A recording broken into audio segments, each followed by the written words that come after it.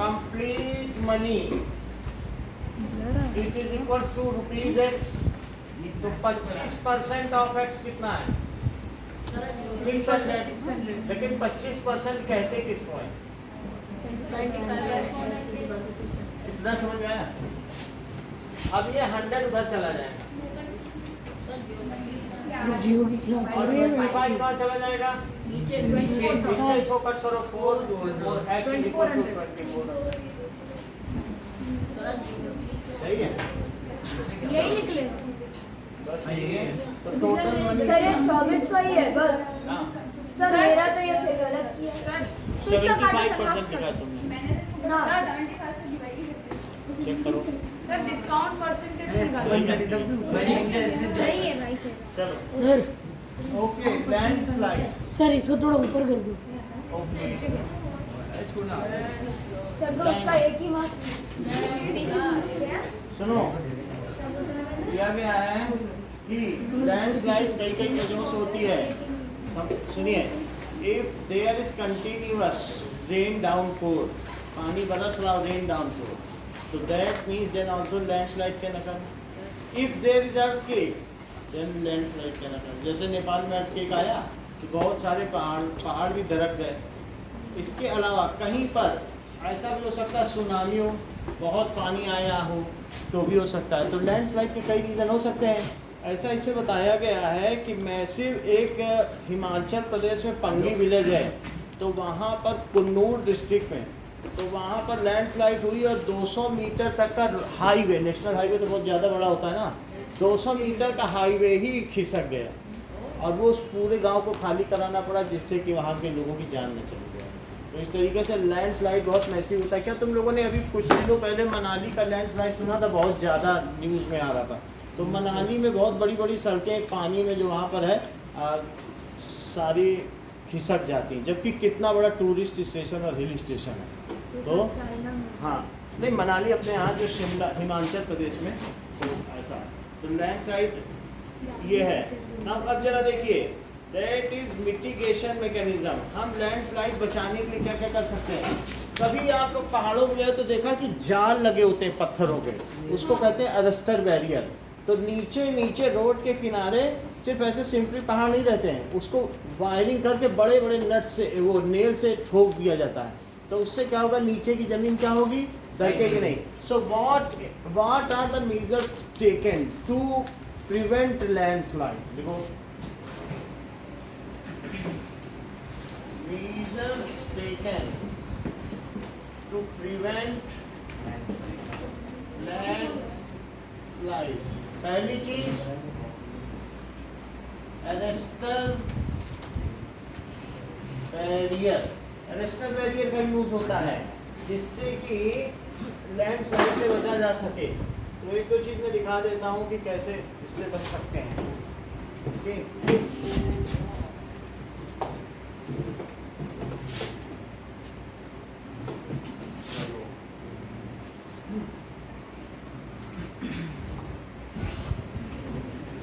Arrester barrier is used, ये wire का होता है तो उससे बचा जा सकता है।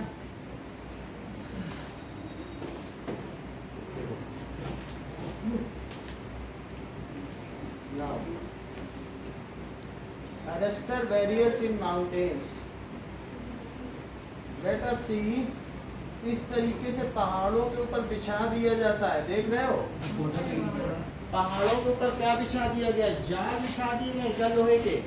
तो उससे क्या होगा, पहाड़ अगर खिसकेंगे तो वो ठीक है उसी में अटक जाएंगे। ये देखो तो ऐसा ऐसा अरेस्टर बैरियर होता है पहाड़ों। तो दैट इज मिटिगेशन मैकेनिज्म में लिखा है sir. That is construction of retention wall. Second, retention wall that is जो बॉर्डर रोड ऑर्गेनाइजेशन है BRO वो बनाता है, तो उसमें भी देख लें retention wall made by BRO। तो ये देखो बॉर्डर रोड ऑर्गेनाइजेशन, यहाँ पे देखो इन्होंने क्या किया है, किनारे किनारे ये लोग वॉल बना देते हैं, रिटेंशन वॉल इन माउंटेन्स। बस किनारे किनारे इस तरीके की दीवार देख रहे हो आप, बोलो इससे कुछ काम बनेगा? हाँ बनेगा, नहीं तो ये मिट्टी क्या बार बार रोड पे उतरेगी। इसको बना देने से अब इसके ऊपर ही रहेगी सब कुछ इसके अंदर है। ये जो रिटेंशन वॉल है ये काम करेगी, बात समझ में आएगी नहीं? तो ऐसे जगह जगह पे रिटेंशन वॉल बना दिया जाता है, ये भी रिटेंशन वॉल का ही एक टाइप है।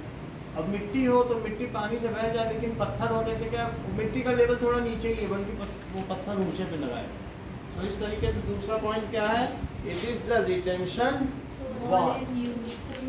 Retention wall is made. तीसरी चीज देखो क्या लिखा है, अगर मान लीजिए increase in vegetation cover, increase in vegetation, अगर आप एक ट्रे में थोड़ी मिट्टी लें और उसमें पानी डालें और जबकि दूसरे ट्रे में कुछ वेजिटेशन उगा दें अगले पेज पे तो, और पानी डालें, तो बोलो किसमें से मिट्टी ज़्यादा निकल कर आएगी? पहले वाले में, क्योंकि उसमें मिट्टी है और ग्रास जो होती है क्या वो पकड़ के रखती है। तो इस तरीके से अगर हम पहाड़ों पर वेजिटेशन कवर ज़्यादा कर देंगे तो ऐसी स्थिति में क्या होगा कि मिट्टी नीचे नहीं गिरेगी और लैंडस्लाइड की संभावना कम हो जाएगी। तो इसलिए वेजिटेशन कवर भी बढ़ाया जा सकता है। चौथी चीज कि that is the surface drainage control works to control the movement of landslide. जहां पानी ज्यादा गिर रहा है, जैसे दो पहाड़ों के बीच में ये पहाड़ है और यहाँ से पानी बहुत आ रहा है, तो यहाँ पर आप क्या करें, सीमेंट का एक कंस्ट्रक्शन बना लें और उस कंस्ट्रक्शन में यहाँ पर पानी का होल बना लें, फिर पाइप लगा दें, तो क्या वो पानी मिट्टी से होके जाएगा कि फिर सीधे नीचे आ जाएगा? इसको कहते हैं ड्रेनेज कंट्रोल। ऐसा आप जाओगे शिमला में बहुत जगह बना हुआ है। इसने लैंडस्लाइड की जहाँ दो पहाड़ मिलते होंगे वहीं से सारा पानी आता है। लेकिन अगर मान लीजिए वो कच्ची मिट्टी के रास्ते में है, बहुत दूर पहाड़ों से गिर रहा है, तब तो झरना लगेगा जहाँ कोई नहीं रहता। लेकिन जहाँ जहाँ लोग रह रहे हैं तो वहाँ पर अगर मैं उसमें मोटे मोटे पाइप लगा के उसको नीचे उतार दूँ तो मिट्टी कभी भी नहीं गिरेगी। समझ में आ गई बात कि नहीं? तो इस चीज़ को क्या कहते हैं बताइए? Drainage pipe are used. Okay, तो drainage pipes are used. Drainage यानी नाली का पानी, जो नाली का पानी है जो बहता है उसी को ड्रेनेज पाइप कहते हैं। So these are the 5 methods. ये किसके लिए बताओ? लिखो prevention for landslide. Prevention for landslide. अब देखो, there are 5 factors for soil formation. कहीं पर मिट्टी बनती है तो कहीं ब्लैक है, कहीं एलुवियल है, तो कहीं रेड है, कहीं लेटराइट है, कहीं एरिड सॉइल है। सो सॉइल कई तरीके की हो सकती है। तो कैसे बनती है, पहले मैं ये बताऊं आपको कि सॉइल होती कितनी तरीके की है और वो कैसी कैसी दिखती है। तो जरा देखिए कि types of soils. According to Wikipedia, ये a देखो, soil type is a taxonomic unit soil in कई soil तरीके की science. होती है। नाउ कुछ ऐसी होगी सॉइल, ये सैंडी सॉइल है। सैंडी सॉइल कहाँ पे होगी? डेजर्ट में होगी। ये देखो, तो सैंडी सॉइल ये कहाँ पे होगी? डेजर्ट में होगी। जैसे ये जैसलमेर में है, राजस्थान में भी जोधपुर में होगी। तो पहले ऐसे होती थी, अब धीरे धीरे बदल रहा है इसका टेक्सचर। दूसरी मिट्टी का क्या नाम है? सिल्ट सॉइल, जो पहाड़ों से आई हो, पहाड़ों से नीचे जो गिरता है उसको क्या कहते हैं? सिल्ट। तो ये जो दूसरी तरह की मिट्टी, इसका क्या नाम है? Silt soil. ये यूपी, बिहार, पंजाब, हरियाणा, इन सब में कौन सी सॉइल है? Silt soil. सिल्ट आएगा पहाड़ों से बह जाएंगे। अच्छा, तीसरी बताओ। कभी कभी क्लेई सॉइल होगी, ये बहुत ज़्यादा घिस जाए और फिर उसमें वाटर परकोलेट ना कर सके। परकोलेशन समझते हो? आर पार ना कर सके, जमीन के अंदर जाता ही नहीं। अगर पानी डाल दो चिकनी मिट्टी में, तुम पानी भर दो भरा ही रहेगा। तो ऐसी मिट्टी कहाँ मिलती है? यूपी में चिकनी मिट्टी मिलती है, उससे पॉटरी का बिजनेस बहुत ज़्यादा होता है, इसी से बनाया जाता है। तो क्लेई सॉइल को क्या कहते हैं? चिकनी मिट्टी। पॉटरी वाली सॉइल तो आप जानते होगे ना कितनी फाइन होती है, तो वो चिकनी मिट्टी हो गई। और चौथी क्या है? अगर सिल्ट, अब ये देखो लोमी सॉइल है, लोमी सॉइल में अगर आप सिल्ट और क्ले को मिला दो आधा आधा, तो उसको कहते हैं दोमट मिट्टी। दो मेल की मिट्टी मिलाने से जो बने उसे क्या कहते हैं? दोमट। वो ज़्यादा अच्छी मानी जाती है क्योंकि उसमें पहाड़ों के मिनरल्स भी हैं और साथ में ये वाटर रिटेंशन की क्षमता भी है, तो इन दोनों से मिला दें तो क्या कहेंगे? सही रहती है। तो उसको लोमी सॉइल को कहते हैं दोमट मिट्टी। जरा और देखिए, इसके अलावा भी कई तरीके की सॉइल हो सकती हैं। सैंडी सॉइल, अब ये देखो रेड सॉइल भी हो सकती है, ब्लैक सॉइल भी हो सकती है, और ठीक है, red soil and black soil. Red soil Karnataka में पाई जाती है और ब्लैक सॉइल कहाँ पाई जाएगी? महाराष्ट्र में। ब्लैक सॉइल में क्या उगेगा? कॉटन। और रेड सॉइल में कुछ नहीं उगता है, रेड सॉइल में वहाँ पर कर्नाटक में। ये देखो, हाँ वो चीज़ हम आगे देख लेंगे, लेकिन ये आप देख लीजिए, लाल मिट्टी बिल्कुल लाल होती है, ये कर्नाटक में जाओगे तो ऐसे ही मिलेगी। और अगर काली मिट्टी तो उसमें क्या होगा? जिसमें लोहा ज़्यादा, लोहे का जंग का कलर जानते हो कैसा होता है? That is red. तो वही चीज़ है ये रेड सॉइल। और ब्लैक सॉइल ऐसी मिट्टी महाराष्ट्र में मिलेगी। जो बीच पे ऐसे ये गोरी मिट्टी काली।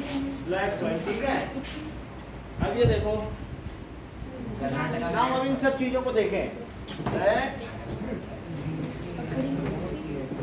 Soil, soil formation, soil formation के फैक्टर्स क्या हैं? Factors for soil formation. तो सॉइल को प्रभावित करने वाला पहला फैक्टर है कि पेरेंट रॉक कैसी होगी।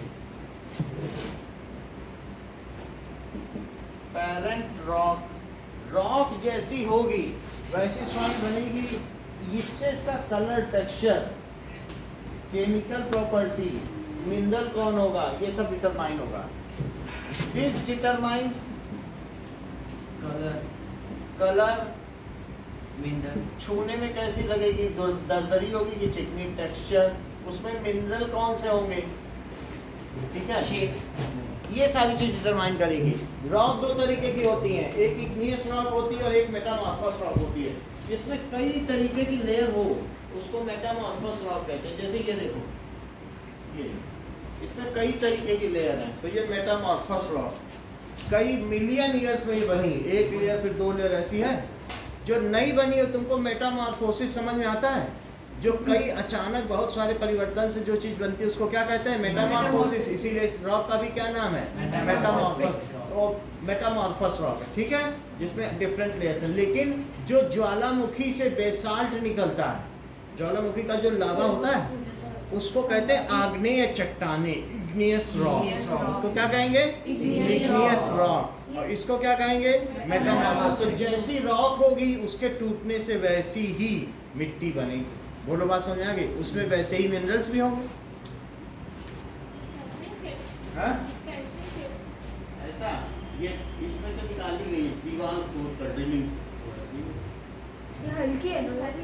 सर दिखाओ तो। हल्की है लेकिन फिर भी देखो ये सब अलग अलग है, अलग अलग कलर की है। अलग पानी में क्यों है तो सेम ही ना। इससे इसका ज्यादा कलर निखर आता है। अगला देखो, हमारी है। नाउ नेक्स्ट इज, इससे हमने देख लिया कि सॉइल दो तरीके की हैं, एक इग्नियस और ये पत्थर दो तरीके के हैं, एक इग्नियस आग्नेय चट्टाने और दूसरी मेटामॉर्फस। दूसरा देखो रिलीफ पैटर्न। चलो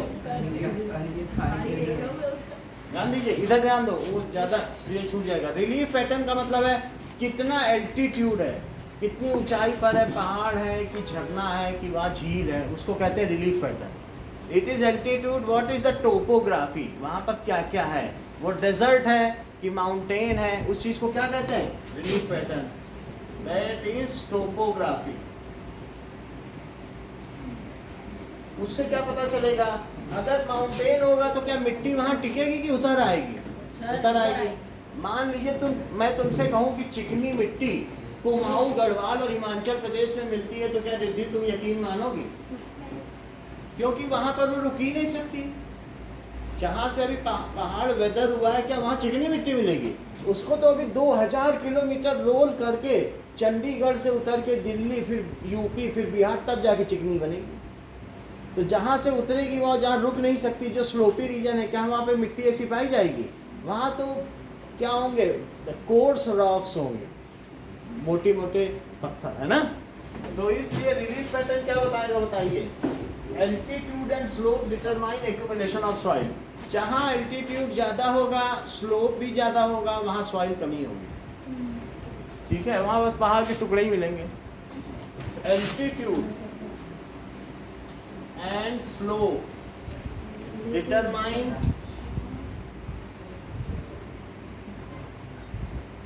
एक्यूमुलेशन ऑफ सॉइल। लाइए, इसके बाद क्या होगा? Where slope is less, there the thickness of soil will be more. जहाँ स्लोप कम होगा, ढाल ज्यादा है तो मिट्टी की परत कम, ढाल कम तो मिट्टी की परत ज्यादा। ऐसे ढाल कम है, नहीं तो मिट्टी इकट्ठा हो जाएगी, ऐसे में थोड़ी नहीं इकट्ठा। वो तो नीचे जाएगा। तीसरी चीज, क्लाइमेट का क्या फर्क पड़ेगा? तो क्लाइमेट का फर्क पड़ेगा टेम्परेचर। सर वो एल्टीट्यूड एंड स्लोप लिखा है। हाँ? स्लोप लिखा है वो नीचे। हाँ, स्लोप। क्लाइमेट भी फर्क करता है। अगर टेम्परेचर वेरिएशन ज़्यादा है, बारिश खूब ज़्यादा है, तो क्या पहाड़ जल्दी जल्दी टूटेंगे? So that is temperature, rainfall, speed up. ये क्या स्पीड अप करेंगे? वेदरिंग ऑफ रॉक्स, इससे रॉक टूटेंगी। Weathering of rock. फिर देखो, ये पहला नंबर है। पहले टूटी, उसके बाद उसका टाइप पता चला। ठीक है, कैसे टाइप किया। तीसरी बात, वो कैसे बहती हुई आई। अगर बहते हुए आ रही है पहाड़ों से, तो यहाँ कम रहेगी, यहाँ ज़्यादा मोटी हो जाएगी। क्या सही है कि नहीं? स्लोप कम तो ज़्यादा। और ये चौथी चीज़ क्या होगी? That is flora fauna. और इस फ्लोरा फाउना से क्या डिटरमाइन होगा किसी सॉइल का? तो पढ़ के बता रहे हैं।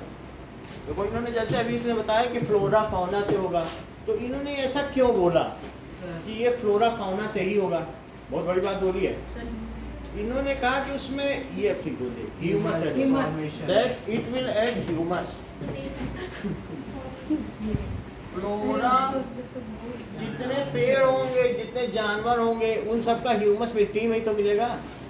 Flora fauna and micro organism, bacteria. अगर माइक्रो ऑर्गेनिज्म ही नहीं रहे तो वो उसको डिकम्पोज क्या कर पाएंगे? फिर लद्दाख जैसी स्थिति हो जाएगी, वहाँ 6 दिन खाना रख के रखो, 6 दिन बाद खा लो, वहाँ बैक्टीरिया ही नहीं लगता। वहाँ खाना फ्रेश रहता है, क्योंकि उतनी ऊंचाई पे बैक्टीरिया पहुँच ही नहीं पा रहा। और बैक्टीरिया नहीं तो खाना ही नहीं खराब होगा। वहाँ दही जमा, दही नहीं जमना है, बड़ी दिक्कत हो रही है। तो इस तरीके से समझ आई बात कि नहीं? तो इसलिए flora fauna and micro organism determine humus of soil. और एक और चीज है, टाइम से क्या पता चलता है? Thickness soil. ये थिकनेस को कि कितना ज्यादा सॉइल है। थिकनेस ज्यादा समय हो गया है वहाँ पे, अभी नए पहाड़ हैं, तो फिर ज्यादा थिक नहीं होगी सॉइल, लेकिन ज्यादा समय होने से ज्यादा होगी। ऐसे 5 फैक्टर बताइए, वो कौन से 5 नियामक तत्व है जो मृदा का निर्माण करते हैं? Flora and fauna, micro organism, time,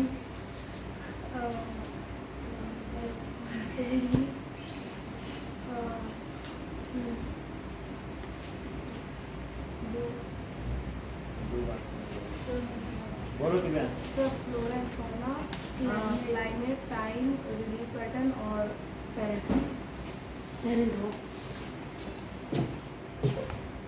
अगर पेरेंट्स रॉकिंग है तो सॉइल भी रॉकिंग बनेगी।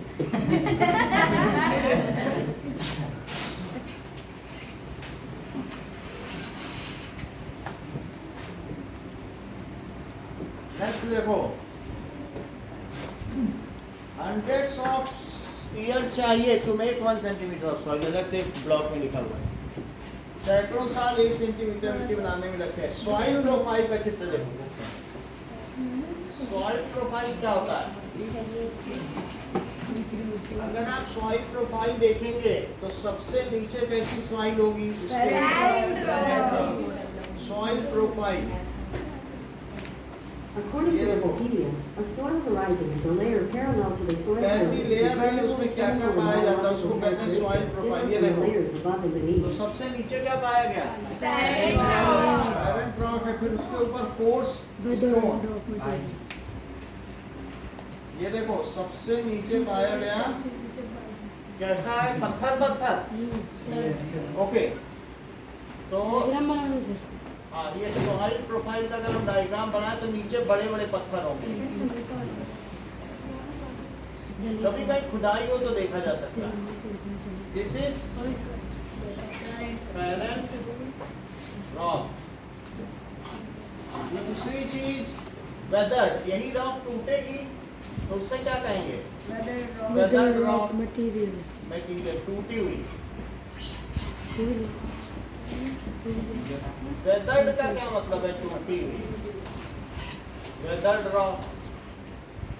उसके ऊपर सब सॉइल है जिसमें सिल्ट और क्ले तो है लेकिन ऑर्गेनिक मैटर नहीं है, तो सिल्ट भी होगा और क्ले।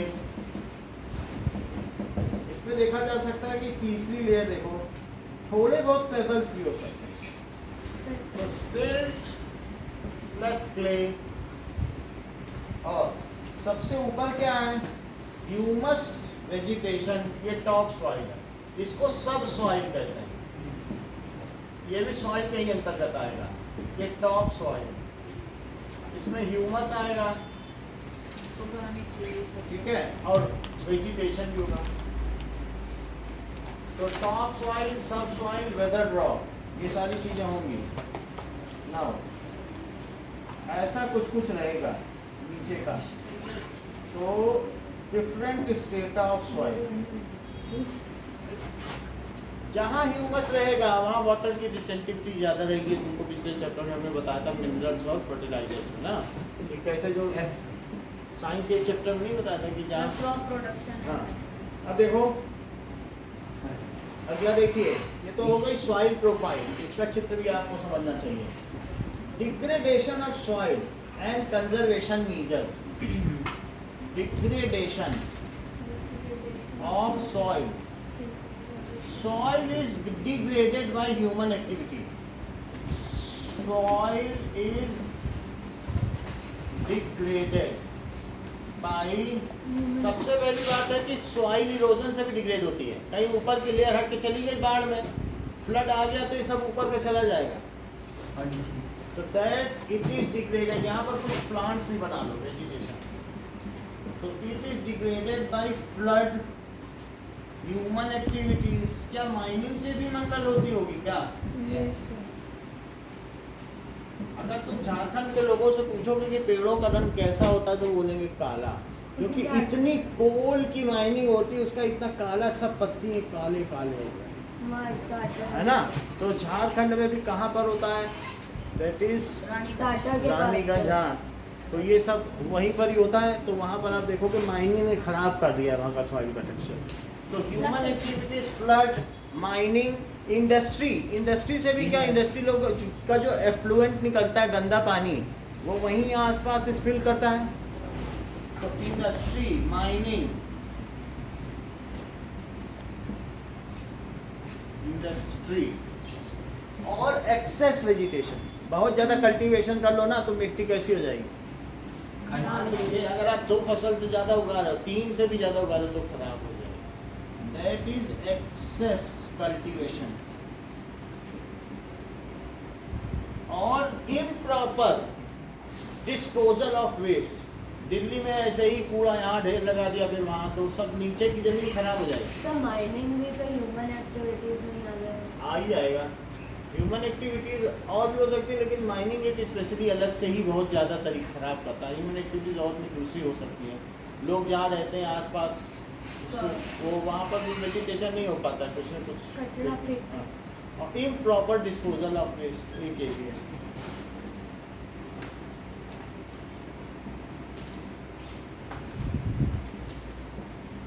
ये तो बात हो गई कि कैसे डिग्रेडेशन होता है, बचाए कैसे। बचाने के लिए आपके बुक में 7 मेथड दिए हैं। That is conservation of soil.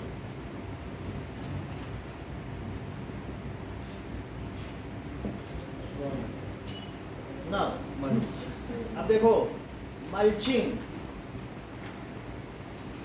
Mulching में क्या करोगे? मिला देना, किसी को ऐसे मल्च कर देना। मल्चिंग का मतलब है कि बहुत सारा भूसा लाओ और मिट्टी में प्लोइंग करके मिला दो, कुछ करने की जरूरत नहीं। तो मिट्टी में क्या वाटर रिटेंटिविटी ज़्यादा हो जाएगी, पानी बहेगा नहीं, उसमें आपने ह्यूमस मिला दिया, थोड़े दिनों में सड़ के वो ह्यूमस हो जाएगा। तो इफ आपको फार्म वेस्ट यानी तो स्ट्रॉ, भूसा जानते हो, straw, if it is mulch to increase humus of soil. Straw यानी भूसा is mulched in soil to increase humus.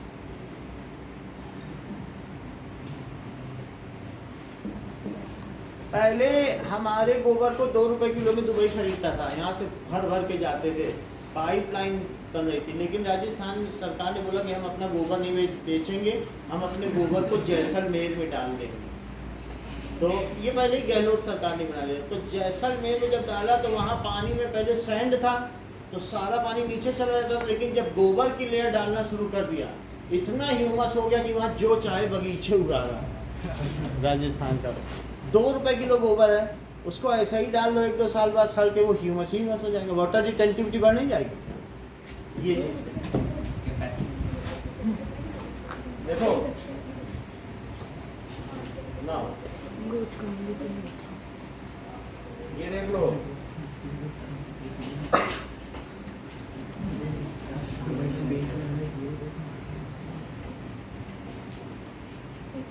Cow dung collection and industry. ये देखो, तो ये जो इसको एक साथ जो गोबर होता है इकट्ठा करते हैं, और फिर गोबर इंडस्ट्री से cow dung slurry at large scale. Slurry मतलब स्लरी स्लरी का मतलब है ई। सर वो ऊपर लगा। ये देखो, In this video, we demonstrate heat method of aerobic. that is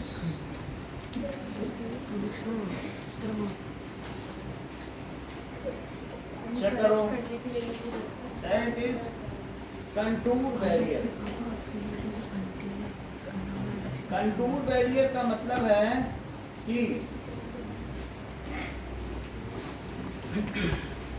contour strip that is intercept. अगर मान लीजिए कोई इस तरीके का पहाड़ है और अगर आपने ऐसे कंटूर बना लिए, तो ऐसे अगर आपने यहाँ पर खुदाई की तो पानी बह के सीधा नीचे नहीं आ पाएगा।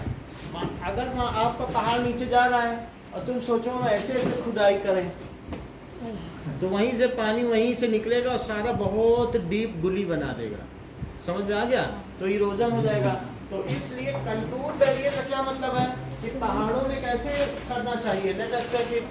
तो आपको पता चल जाएगा, बुक में भी बना हुआ है ये कंटूर। TOUR है ना, COU थोड़ी है, उसका वर्ड पढ़ो। TOUR tool. Okay, stone soil are used to build barrier. आपको बैरियर बनाना है तो देखिए, कंटूर बैरियर, मेक बैरियर। किस पर बोलो? Barrier outline on contour. Contour का भी तुमने हिंदी मीनिंग मंगल क्या देखा था? समोच्च का क्या मतलब है? समान उच्च।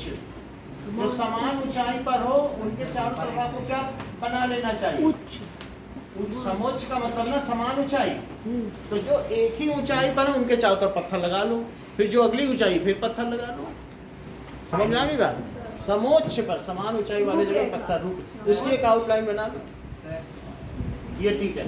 अब देखो बाई स्टोन, स्टोन से ही नहीं बनेगी, स्टोन के साथ तुम्हें क्या मिट्टी भी चाहिए? ग्रास सॉइल ग्रास उसमें उगा दो तो वो बिल्कुल जम जाएगी। एंड ग्रास, हाँ सर वो बोलते हैं कि पौधों को ज़्यादा पानी मिलने का फिर मजा।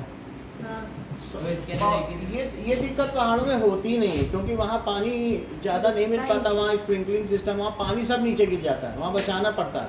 ये दिक्कत नीचे आती है। ओके, तो वो तो पत्थर रख के पानी वहीं पर रोक देंगे तो पत्थर पानी को रोक नहीं पाओगे, बस आप उसी लेवल पर ही रख पाओगे, बस किनारे किनारे ही रख पाओगे। ज़्यादा वाला स्पीड में नहीं करता। ज्यादा उसका स्पीड बचाना है। वहाँ पानी वाटर लॉगिंग की समस्या ही नहीं पहाड़ों पर। पहाड़ों पे कैसे पानी रुक जाएगा? Ultimately it will make way, however you have to reduce speed. नहीं तो आपको क्या होगा बताइए? लैंडफॉल हो जाएगा। जो नीचे लोग लैंडफॉल, जमीन दरक जाएगी, लैंडस्लाइड। अब ये देखो स्टोन एंड सॉइल। अगला देखिए रॉक डैम क्या होता है?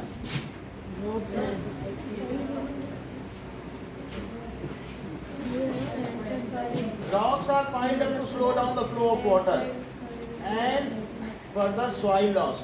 Rocks जहाँ से पानी गिर रहा है वहाँ बहुत पत्थर रख दो, हो गया rock डैम। डैम कुछ नहीं है। जैसे ये देखो, ये पानी गिर रहा है और यहीं पर 2-4 पत्थर रख दो।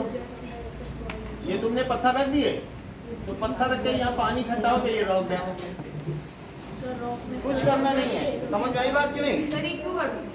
इसलिए सो दैट फिर पानी यहाँ ऐसे ऐसे गिरेगा। You have reduced speed. पत्थर इसके मामले में पहाड़ी लोग बहुत ज्यादा वो स्किल न चेक करो। रॉक डैम आपको वहाँ बहुत मिल जाएंगे, उसी पानी को साल भर यूज करते हैं।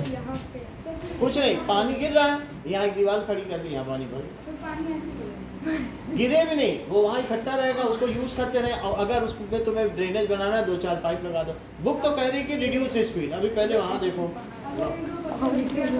गिरता नहीं, वो लोग बहुत अच्छे से बनाते हैं। सारी हेडिंग 10th में भी तुम्हारे में जो रिप्रोडक्शन सिस्टम सब कुछ सारे वही है। इस संडे को जो तुम टेस्ट दोगे वही 10th भी देगा। पहले ये था हमारे यहाँ 12th पढ़ता था तो 8th 10th और 12th को एक साथ नहीं बैठाते थे टेस्ट में, क्योंकि तीनों का एक ही पेपर रहता था। अभी भी यही चीज होती है। पहले हमारे यहाँ 12th भी पढ़ता था तो 8th 10th और 12th को अलग अलग बैठाना। अब थोड़ा क्या थक जाते हैं, पढ़ाते 5 घंटे से ज़्यादा बोल ही नहीं पाते। और 5 घंटे में भी जब बच्चे बात करने लगते हैं तो मुझे लगता है कि हमें तो अभी और 4 घंटे बोलने, बात क्यों कर रहे हैं, हम तो थक जाएंगे। बच्चे बोलते हैं ना उन्हें तो 1 ही घंटे बैठना है, तो वो सोचते हैं हम भी बोल लें, लेकिन हमारा एनर्जी मैनेजमेंट फेल हो जाता है। चलो, रॉक डैम क्या है? Rocks are piled up, rocks are piled up, ठीक है, to slow down the water speed.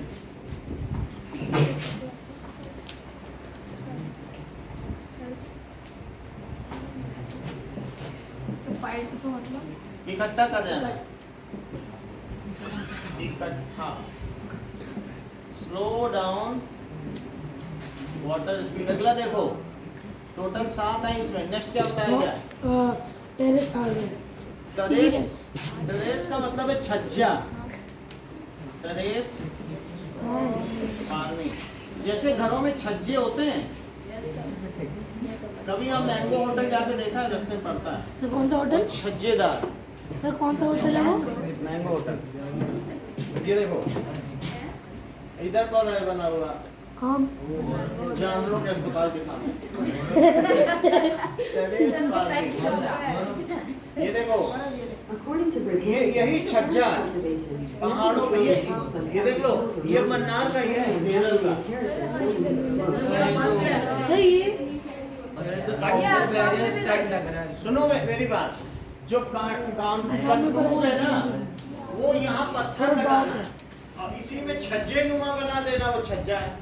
दोनों अलग अलग चीजें। जो एक लेवल है उसके किनारे पत्थर लगाने को कहेंगे कंटूर बैरियर, और अगर एक ही छज्जे जैसा है तो उसको कहते हैं टेरेस फार्मिंग। अब तुम टेरेस देखो कि घरों में टेरेस होते क्या है। Terrace in houses, terrace in houses check करो। तो घरों में तुमने देखा जहाँ छज्जे नुमा घर के आगे ऐसे होता नहीं, ग्रिल पकड़ के खड़े हो गए, वैसा उसको छज्जा कहते हैं। तो आगे का जो जिसमें लोग खड़े हैं उसे छज्जा कहते हैं, जैसे छज्जा।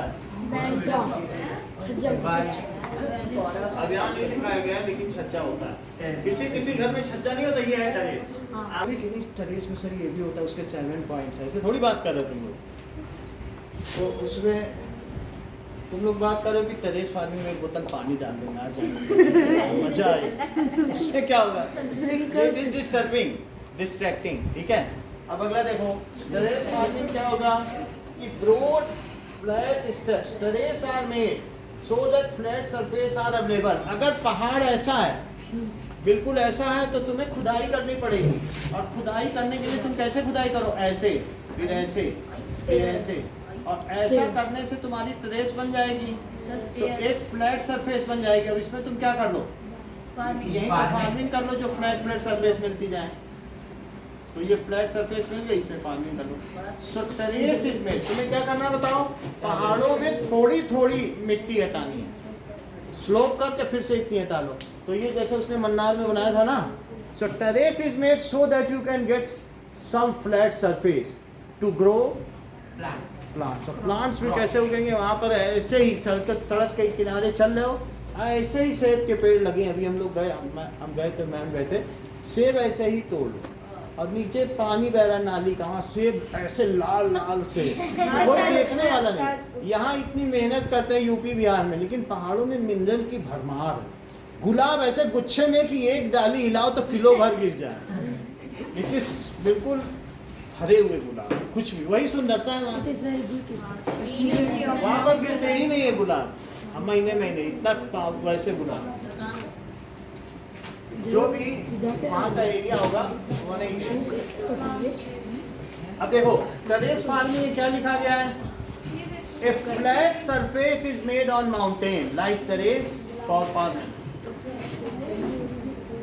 देखो फ्लैट बात नहीं करो, surface is made like terrace, जैसे टेरेस नहीं होती है, टेरेस फॉर फार्मिंग। टेरेस बना लेना चाहिए। टेरेस एक ऐसा फ्लैट सरफेस बना लो। टेरेस बनाने से क्या होगा कि पानी अब लैंड स्लाइड नहीं होगी, उसी में रुक जाएगा, उसी में तुम्हारी खेती में काम आएगा। और नहीं तो लगातार होगा तो फोर्स पानी का ज्यादा होगा ना, और ऐसे छन छन के पानी आएगा तो फोर्स कम हो जाएगा। कॉल अभी टाइप करें। नेक्स्ट देखिए, दैट इज इंटरक्रॉपिंग। इंटरक्रॉपिंग क्या होता है? अगर तुम अलग अलग तरीके के खेत उगाओगे तो भी फोर्स पानी का कम हो जाएगा। चेक करो ये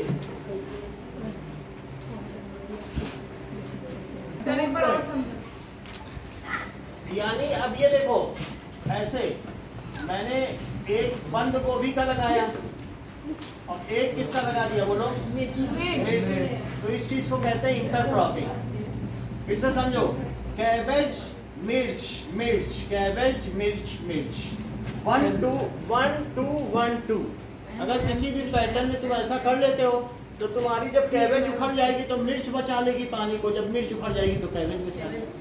तो अल्टीमेटली पानी हमेशा पूरी फसल तो एक साथ नहीं उखाड़ोगे ना, तो इसलिए लूज सॉइल कभी भी नहीं होने पाएगी। Okay, next is contour flowing. क्या होता है बताओ जरा, कंटूर फ्लोइंग के बारे में देखो। Flowing parallel to contour of a hill slope.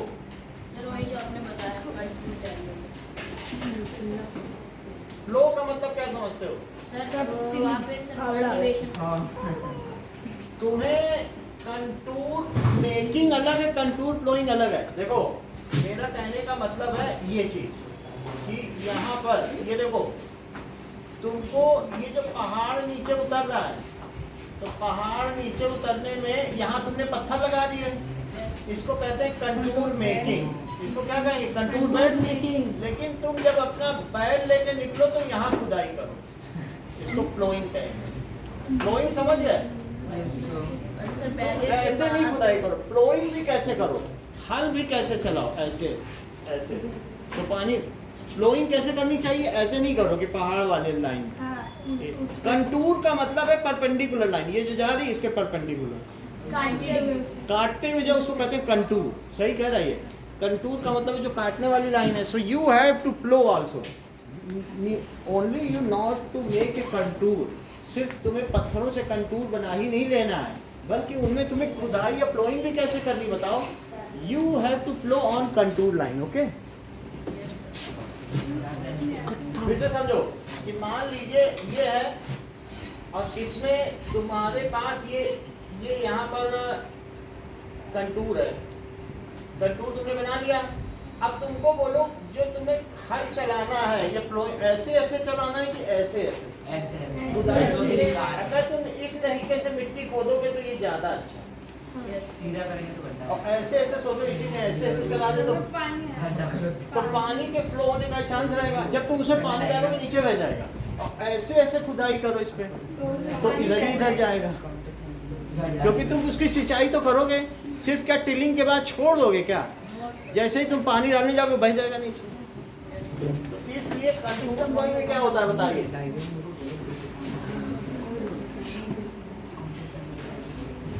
Now flowing parallel to contour, इसको लिखो कंटूर लाइन। इस लाइन को क्या कहोगे? Contour line. Contour line. और इसी के पैरेलल में ही तुमको क्या फ्लोइंग करना है।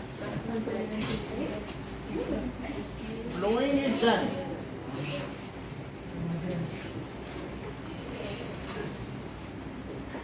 Parallel to contour.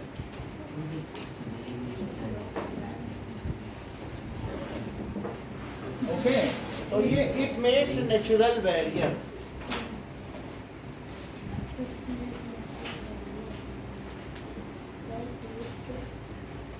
अगली चीज बताओ, शेल्टर बेल्ट क्या होता है मंगल?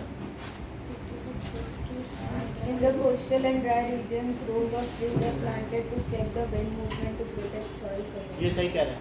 ये कह रहे हैं कि जैसलमेर के एरिया में बड़े बड़े पेड़ लगा देने चाहिए, इससे कभी कभी बहुत तेज आने वाली हवाएं यहाँ की रेत को उड़ा नहीं ले जाएंगी। तो देखो डायग्राम बना शेल्टर बेल्ट का, पेड़ की पूरी लाइन लगा के रखी। अब बताओ अगर बहुत तेज हवा चलेगी तो ये जो पेड़ हैं क्या वो हवा को रोक नहीं देंगे? अगर हवा ही रुक जाएगी तो क्या वो सैंड को उड़ा पाएंगे? So if the speed of sand, तो इसकी वजह से जो सैंड ड्यून्स बनते हैं उनका खतरा नहीं रहेगा। सैंड ड्यून्स शिफ्ट हो जाते हैं, लोगों के खेतों में शिफ्ट हो जाते हैं, सारी खेत खराब कर देते हैं। मान लो सैंड ड्यून के पास किसी का खेत है, वो तो अदलते बदलते रहते हैं ना, आज यहाँ तो कल वहाँ, हवा ही तो बनाती है सैंड ड्यून। तो if shelter belts are made around such desert area, then the speed of wind reduces and that such kind of ये जो sand है is not shifted to nearby fertile area। सही है? शेल्टर बेल्ट का मतलब है कि जैसे ये एक रेगिस्तानी इलाका है, इसमें हमें बहुत सारे पेड़ ऊंचे ऊंचे लगा देने चाहिए। तो इससे क्या होगा, हवा यहाँ आएगी और यहीं लौट जाएगी क्या, या उसकी स्पीड कम हो जाएगी? हाँ सर, उससे टकरा और उससे आगे नहीं बढ़ पाएगी। तो जो हवा से होने वाला सैंड का मूवमेंट है वो रुक जाएगा। मिट्टी लुढ़कते लुढ़कते ही तो इनफर्टाइल होती है, ये लुढ़केगी नहीं एक जगह, हर एक खेत में रहेगी अपनी खेत में, तो क्यों इनफर्टाइल होगी? तो that is coastal and dry region में ऐसा करना चाहिए। In coastal and dry region row trees in row, इनको हमें रोज में उगा देना चाहिए, इतना ही रखो।